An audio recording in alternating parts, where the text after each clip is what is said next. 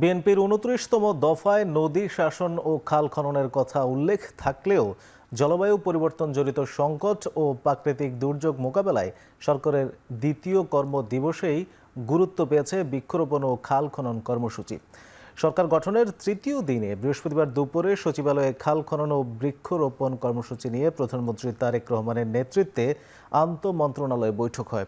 এ সময় ৫ বছরে ২৫ কোটি বৃক্ষরোপণ এবং জাতীয় পর্যায়ে নদী, খাল, জলাধার খনন ও পুনর্খনন বিষয়ে আলোচনা করেন সদস্যরা। বৈঠক শেষে পরিবেশ মন্ত্রী আব্দুল আওয়াল মিন্টু বলেন, আগামী মে মাস থেকেই শুরু হবে বৃক্ষরোপণ কর্মসূচি। প্রতি বছর লাগানো হবে ৫ কোটি গাছ। আর পানি সম্পদ মন্ত্রী শহীদুদ্দিন চৌধুরী অ্যানি জানিয়েছেন, ১ সপ্তাহের মধ্যে খাল খনন কর্মসূচির বিষয়ে সিদ্ধান্ত নেবে সরকার।